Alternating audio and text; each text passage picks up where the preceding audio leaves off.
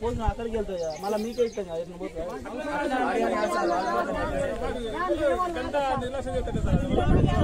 Department current department ఎంత నిర్లక్ష్యం చేసినా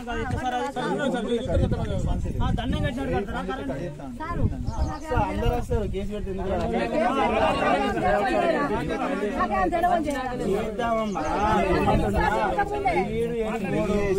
పోడు కదా నేనేమంటున్నా ఇక్కడ ఇది సిచ్యువేషన్ బాగాలేదు ఇప్పుడు దీన్ని ఎట్లయినా చేయాల్సిందే మనం దాన్ని విడిచిపెట్టి అక్కడికి పోయినాక పిలిపిస్తారా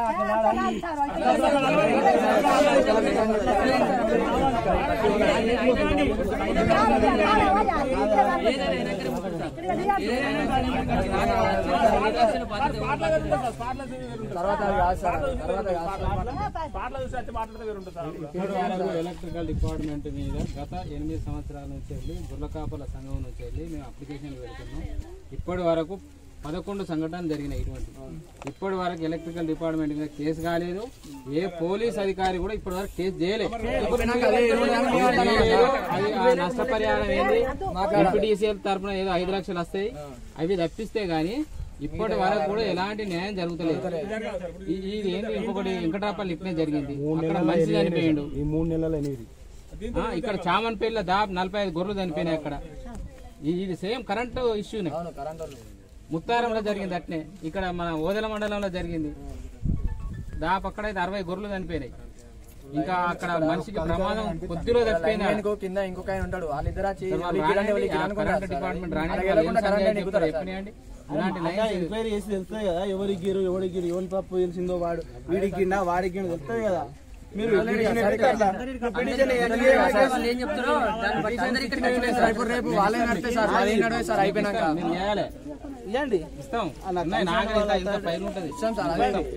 ఇవ్వకపోతే చేయకపోతే అప్పుడు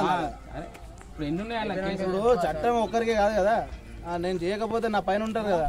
వెంకటాపల్లి ఇష్యూ ఉంది ఒకటి, చెప్పండి సార్. అవన్నీ మేము సంఘం తరఫున మేము తిరిగి యాస్టకి వచ్చి ఉన్నాం. కార్యక్రమం అంతా అయిపోయిన తర్వాత ఎవరు పట్టించుకుంటాడు ఉన్నాడు, ఎవరు పట్టించుకోరు. వెంకటరాపల్లి ఇష్యూ అయితే దూరం అదేది చెట్టుకు కొడతా అంటే కరెంటు తీగ తలిగి ఆయన అక్కడ లైన్ పెట్టాడు.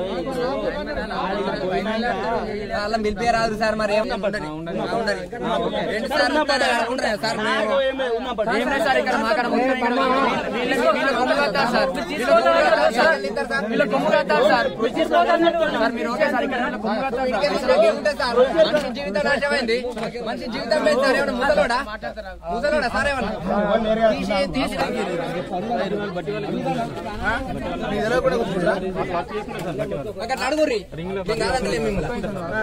రింగుల కొరకు లైటింగ్ కొరకు వాళ్ళు గవిట్లు వచ్చినాయన్న మరి బొక్కలు మీరు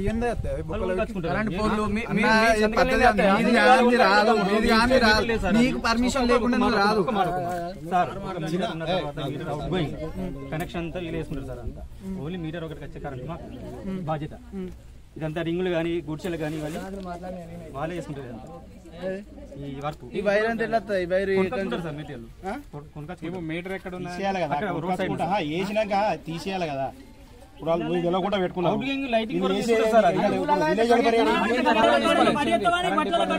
కంపల్సరీ తీసుకున్నాడే అట్లా దాంట్లో వీళ్ళు మాకు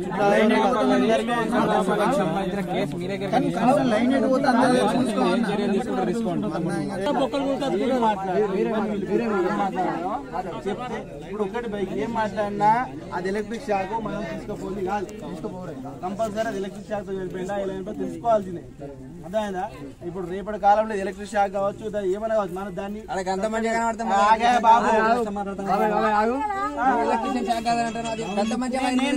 ప్రొసీజర్ ఏం చేయాలి మాట్లాడాలి.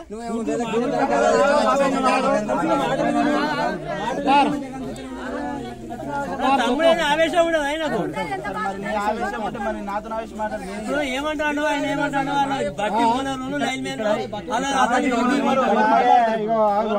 బట్టి ఓనర్ వస్తారు బట్టి ఓనర్ గొడవ అవుతుంది సారే సారే అద్దు సార్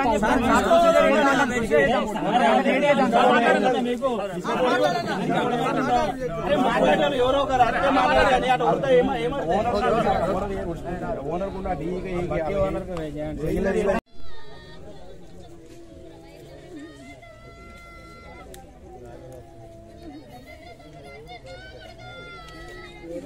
మేమే ప్రత్యక్ష ఏడ కూడా ఇవే కనెక్షన్ కానీ రోజు లైన్లు మొత్తం ఏడబడతాడు అసలు పనే చేసు లేదు వాళ్ళు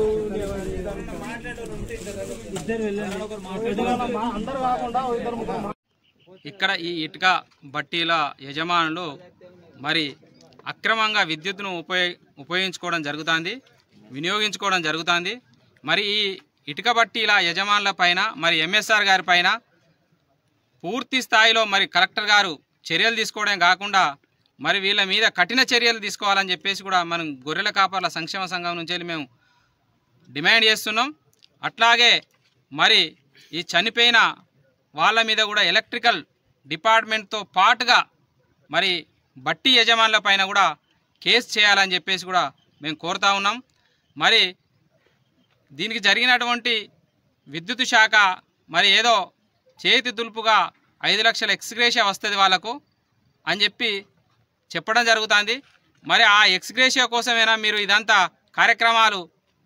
మరి ఆ జీవన విధానానికి సంబంధించినటువంటి గొర్రెల కాపర్లకు మరి వాళ్ళ కుటుంబమే కాకుండా వాళ్ళ జీవన విధానాన్ని కూడా వీళ్ళంతా ఇచ్చేస్తున్నారనే ఉద్దేశంతో మరి పత్రికా ముఖంగా మేము మరి డిమాండ్ చేస్తున్నాం. మరి కలెక్టర్ గారు వెంటనే స్పందించి మరి ఇటు విద్యుత్ శాఖ మీద మరి ఇటుక బట్టి యజమానుల మీద మరి కేసులు చేయాలని, వాళ్ళ మీద తీవ్రమైనటువంటి చర్యలు తీసుకోవాలని. ఇంకొక విషయం ఏంటి అని అంటే వీళ్ళ నిర్లక్ష్య ధోరణితో ఆ కార్మికులకు కూడా ప్రమాదాలు జరుగుతూ ఉంటా అంటే మరి అవి బయటికి వస్తలేవు. మరి అలాంటి సంఘటనలు కూడా ఇక్కడ కొందరు చెప్తున్నారు, ఇదివరకే జరిగినాయి, ఇటువంటి సంఘటనలు కూడా బయటికి రాలేదని కూడా చెప్తున్నారు. కాబట్టి మరి కార్మిక శాఖకు సంబంధించినటువంటి అధికారులు కూడా స్పందించి వీళ్ళ మీద పూర్తి స్థాయిలో చర్యలు తీసుకోవాలని చెప్పేసి కూడా మేము కోరుతా ఉన్నాం. మరి జిల్లాలో మరి ఇదివరకు ఈ విద్యుత్ ఘాతంతో